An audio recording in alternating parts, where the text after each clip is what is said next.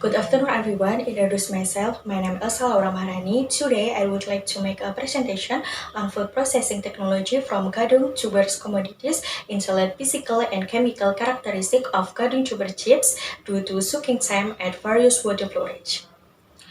First of all, I'll give you a brief overview of gadung tubers. Gadung tubers, one type of tubers, contain toxic compound in the form of HCN at 469 ppm. This highest HCN compound in gadung tubers is very dangerous and consumed by human. Gadung tubers can be consumed by human with the right processing process using the soaking method, but it takes a long time.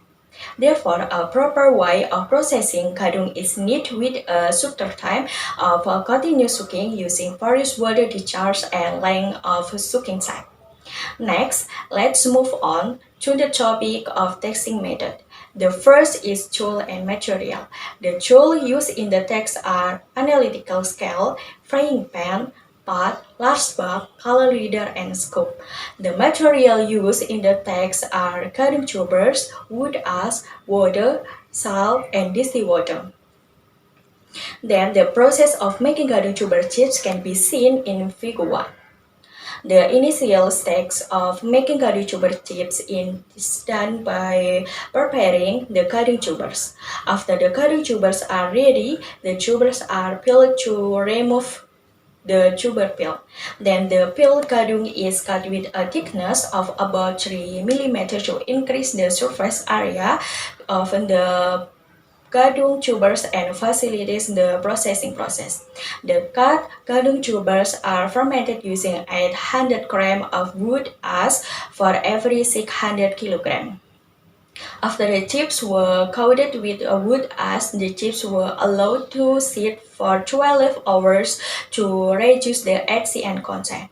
After the chips have been left to rest, they are dried in the sun until they are dry.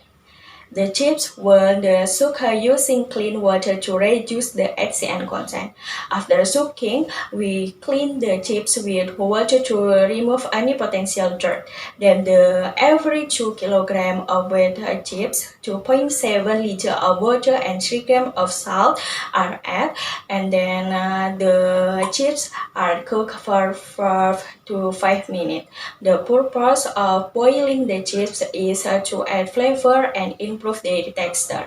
After boiling, the chips are dried to make crispy chips. Now, move on the result and discussion. The first is yield. The graph shows that the highest yield is found in the treatment of soaking with a short time and low flow, while the lowest yield is found in the treatment of soaking with a long time and highest flow. This happens because the longer soaking time with highest flow discharge will increase the dissolved component in the soaking water, which makes damage to the gadung chips, which cause a decrease in the yield. The second is color brightness. The graph shows that the highest color brightness value of gadung chips is in the immersion treatment with a long time and highest flow, while the lowest color brightness is in the immersion treatment with a short time and low flow. This happens because the drug attached to the chips will be left as the soaking time lengthens.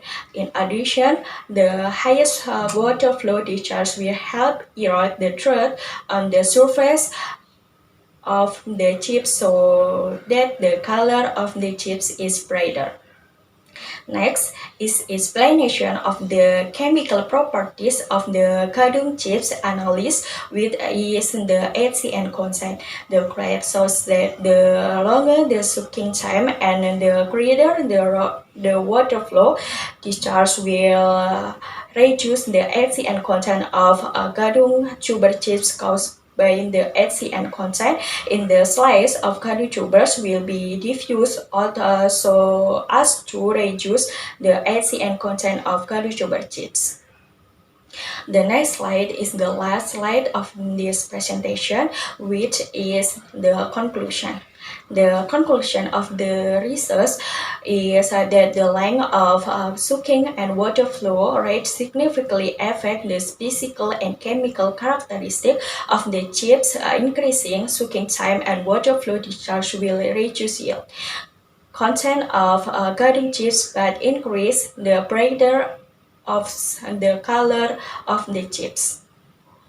That's all the presentation for me. Thank you for your attention and see you.